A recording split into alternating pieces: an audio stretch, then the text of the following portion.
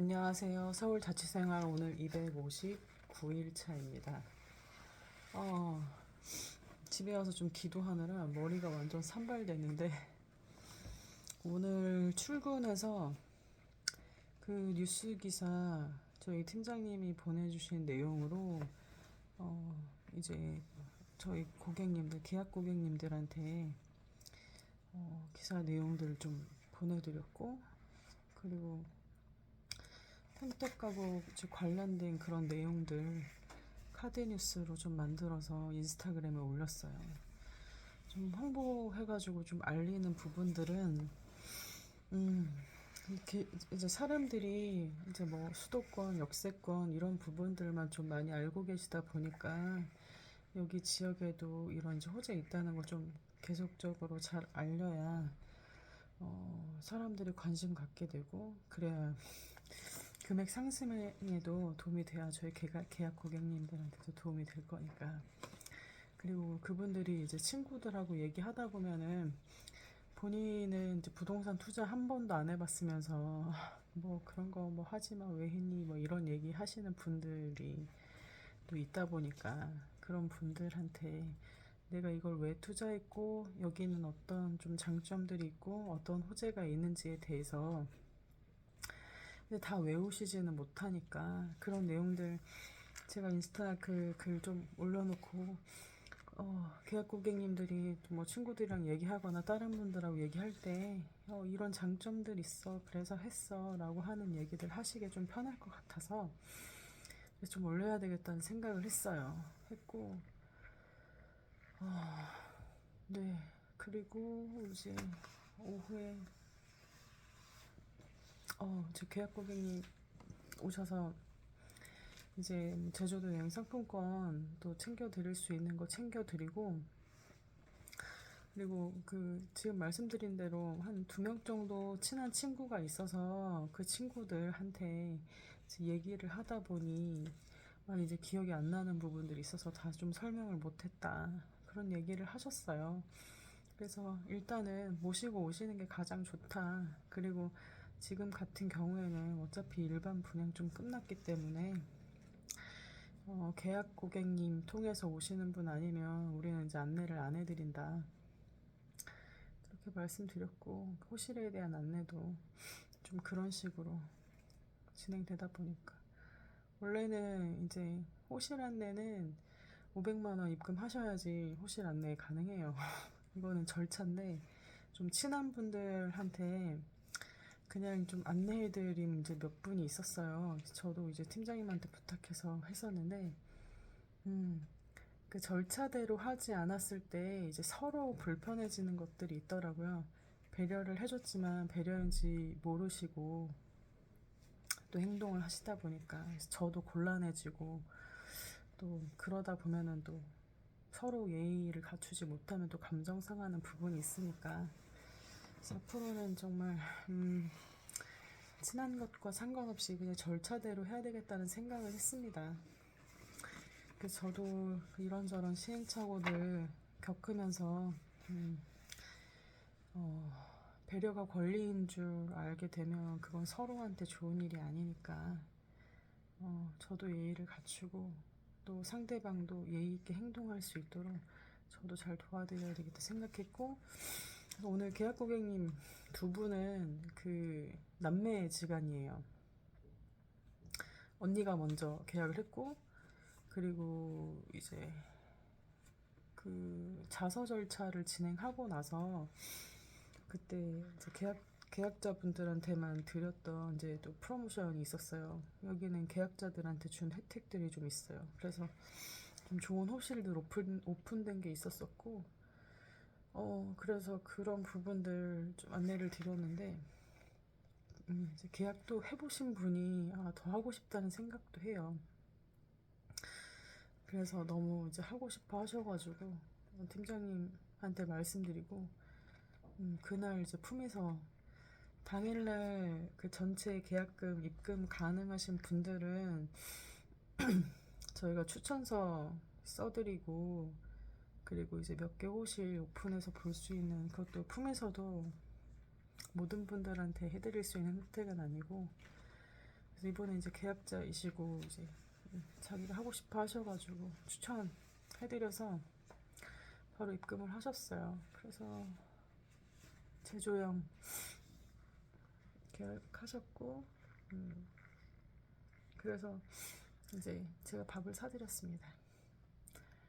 그래서 대화도 좀 많이 나누고 저녁도 맛있게 먹고, 그리고 저는 이제 제가 생각하는 그런 안내에 대한 부분에 있어서는 서로 간의 존중도 필요하고, 서로 간의 갑을관계 아니라 돈과 행의 관계를 원하고, 그래서 그분들, 제 고객들이 부동산 자산 잘 늘릴 수 있도록 도와드릴 거고, 그리고 그렇게 서로 고맙게 여기는 관계여야 된다고 생각하고 있어요. 그래서 그런 분들, 지금까지는 좀 그런 분들이 고객이 되어 주셔서 저도 감사하게 생각하고 있고, 그래서 다행히 하나님이 좀 그런 분들 만나게 해주신 거 감사하게 생각하고 있습니다. 오늘은 헤리티지 내용에서 손원일님에 대한 내용 말씀드리려고 하는데요. 이분은 대한민국 해군의 아버지라는 그런 이분에 대한 명칭이 있어요. 이분은 이런 얘기를 하신 적이 있다고 합니다. 국가와 민족을 위해 이 몸을 삼가 바치나이다. 굉장히 비장하죠. 이분은 해군의 모체인 해방병단을 창설하신 분이에요. 초대 해군 참모총장님이셨고, 해군 사관학교를 창설하셨고, 대한민국 해병대를 창설하신 분이에요. 우와. 인천 상륙작전 당시 국군 최고 사령관이셨고, 제5대 국방부 장관님이셨어요. 그리고 독립운동가 손정도님의 아들이셨습니다. 그 손정도님을 어제 말씀드렸죠. 이분이 정동교회 목사님이셨고 중국 선교사님이셨던 분의 아드님은 해군 참모총장이 되셨어요. 너무 신기하죠? 손원일님은 1909년 평안남도 임시정부 의정원 의장을 지낸 손정도 목사의 아들로 태어났어요. 평양 광성소학교를 졸업했고 길림 문관 중학교를 거쳐서 남경중앙대학 항해과를 졸업하셨습니다. 이분은 중국 상하이에서 친선 방문차 세계 각국에 온 군함을 구경을 하셨대요. 그리고 드넓은 바다와 해군 군함의 조화를 인상 깊게 바라보면서 대양을 향한 꿈을 꾸었다고 합니다. 그래서 무엇을 많이 보고 자라느냐 참 중요하다는 거 이렇게 또 느껴지네요. 그렇죠? 그리고 이분은 해방 이후에 조국의 발전을 위해서는 해군이 반드시 필요하다는 것을 느끼셨대요. 그래서 이때부터 조국이 독립하면 해군을 창설하여 영예를 수호할 것을 스스로 다짐을 하셨어요. 그리고 졸업 후에 중국 해운공사에서 근무하던 중에 중국 국비 유학생으로 선발되어서 독일에서 3년간 공부하셨고, 그 후에 1만 5천 톤급의 독일 상선 람세스의 항해사로 우대양을 누비면서 해방된 조국의 해군 건설을 꿈꾸셨습니다. 꿈을 꾸고 사실 중국의 유학생이 되고 독일에 또 가고 또 이렇게 독일 상선을 타고 다니는 이제 전혀 다른 일을 하는 것 같은 그런 시간들을 이제 차곡차곡 쌓으셨네요. 그쵸? 그리고 이분은 1930년에 잠시 귀국해서 임시정부 첩자라는 누명을 써서 일본 경찰한테 체포되어가지고 1년 동안 옥고를 치르셨대요. 그리고 그때 감옥에서 받은 고문 후유증으로 평생 신경통하고 협심증에 시달리셨대요. 그리고 감옥에서 나오신 이후에 중국으로 건너가서 해운업에 종사를 하시다가 1945년 해방되고 해방된 조국에서 해군을 창설해야 한다는 사명감으로 중국에서 모은 상당한 재산을 포기하고 귀국을 하셨어요. 이거 참 쉬운 일 아닌데, 그쵸? 이분을 태운 기차가 압록강을 건너자 꿈에 그리던 광복의 기쁨을 만끽할 수 있게 되었고, 손원일은 서울에 도착한 다음 곧장 다음 날 해군 창설을 위한 벽보를 시내 곳곳에 붙이면서 지원병을 모았어요. 이 나라 해양과 국토를 지킬 뜻 있는 동지들을 구함. 지금으로 따지면 인스타나 페이스북이나 이런 데 이제 글 올린 거죠. 근데 그때는 이런 SNS가 없었기 때문에 벽보를 붙이면서 동지들을 구하신 거예요. 이렇게 모인 지원자들이 8월 21일 해사대를 조직했고, 이후 미군정 당국과 협력해서 1945년 11월 11일 11시에 해방병단을 창설하고 초대 단장으로 취임하셨어요. 그 후 해방병단은 해양경비대로 이름을 변경하였고 1948년 8월 15일에 정부 수립과 함께 해군으로 편입됐고, 손원일은 초대 해군 참모총장에 임명이 되었습니다. 이렇게 해군을 창설한 이 손원일은 함정 마련을 위해서 1949년 6월 1일에 함정 건조 각출위원회를 결성하고, 장교는 월급의 10%, 병조장은 7%, 하사관과 수병은 5%씩 각출하고, 해군 가족을 중심으로 조직된 해군 부인회에서도 바자회를 통해서 얻은 수익금 전액을 기부를 해서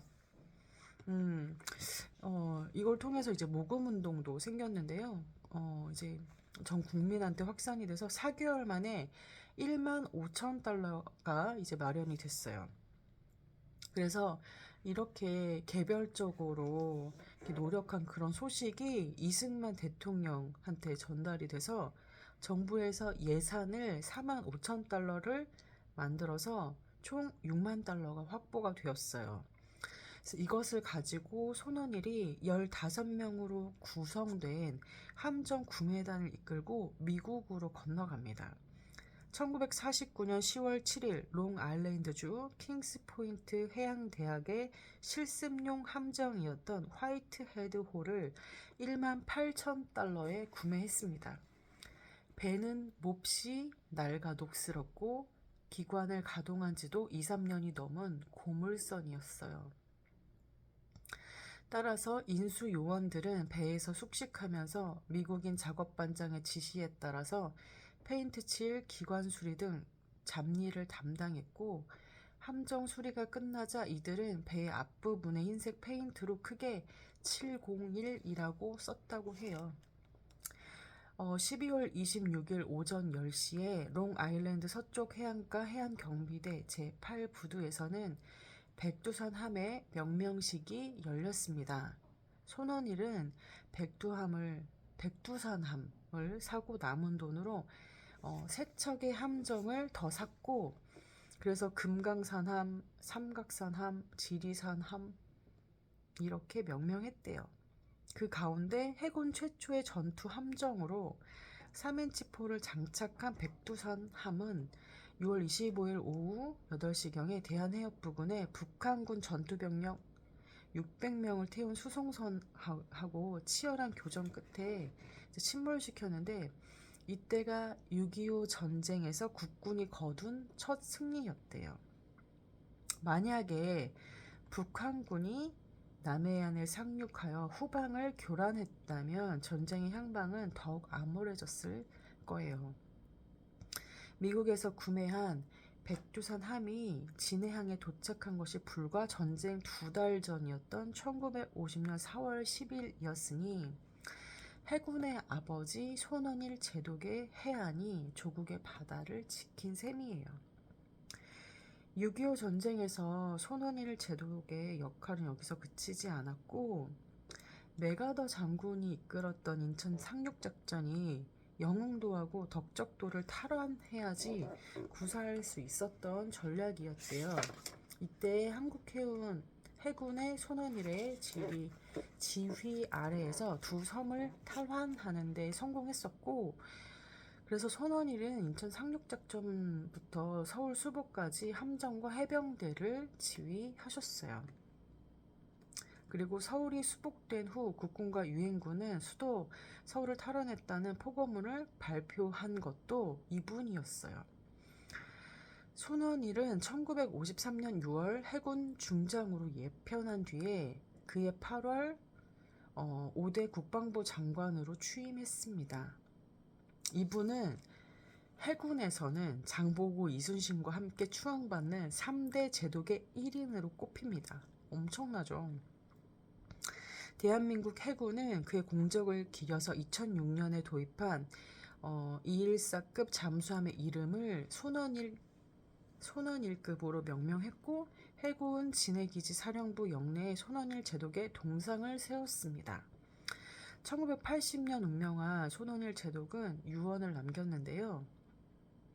사랑하는 내 조국을 위해 나에게 일할 수 있는 기회를 주신 하나님께 먼저 감사한다. 그들은 모두 바르고 굳건한 신념으로 해군을 만들어 보려고 힘썼고 오늘의 해군으로 발전하는 데 밑거름이 됐다고 확신한다.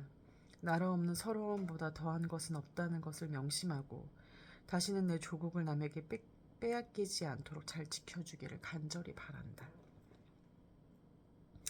그래서 이분의 국가와 민족을 위해 이 몸을 삼가 바치나이다 라고 위국 헌신한 손원일 제독은 일생을 대한민국의 해군 건설에 공헌한 위대한 영웅이십니다. 독립운동과 아버지를 둔 영향으로 이분은 마음속에 그 어린 시절부터 애국정신이 깃들어져 있었고요. 그리고 아버지가 그 바다에 대한 이야기도 이제 많이 해주셨었대요. 그래서 손정도의 그 호가 바다의 돌이라고 하는 해석이라고 하는 호를 갖고 계시대요. 그래서 이런 얘기를 해주셨었나 봐요. 원이라 바다에는 미래가 있단다. 지금은 빼앗긴 나라이지만 언젠가 나라를 되찾는 날에는 우리도 해양으로 뻗어나가야 한다. 네, 매우 공감이 되는 내용입니다. 그래서 제가 지금 2장에 대한 내용들을 이 헤리티지 내용에서 말씀을 드렸는데 그 대한민국이 건립되기까지 건국되기까지 정말로 많은 이제 아펜젤러 선교사부터 시작해서 많은 인물들이 이렇게 나라를 지키기 위해서 각자의 모습대로 애를 쓰셨다는 거. 그리고 어떤 사람한테는 바다를 지켜야 되겠다 나라를 위해서 각자의 부담감을 이렇게 주셨다는 거, 그 부분도 너무 신기했습니다. 그리고 정말 성견 지명이 있으셨죠. 그래서 바다를 잘 지켜주셨고요. 네, 그래서 저도 제가 맡겨진 그 위치에서 제 자리 잘 지키면서 잘 준비해서 도움이 필요하신 분들한테 부동산에 대한 내용들, 지식산업센터에 대한 내용들, 또 평택의 호재에 대한 내용들, 이런 내용들 좀 잘 말씀드려야 되겠다는 생각을 했습니다. 그리고 내 힘이 아니라 하나님이 주신 힘으로 살아가는 거구나, 이것도 더 많이 느끼고 더 많이 인식하고 더 많이 하나님 찬양해야 되겠다 라는 생각을 했습니다. 네, 전 오늘 그 계약 고객님들하고 저녁을 먹느라 일일 보고서 하나도 못 쓰고 그냥 퇴근을 했기 때문에 내일 일찍 출근해서 적어야 되거든요. 오늘 이제 얼른 쉬도록 하겠습니다. 오늘도 모두들 수고 많으셨고 편히 쉬세요. 안녕. 아사히로 오늘 엄마가 이메일 못 보냈어.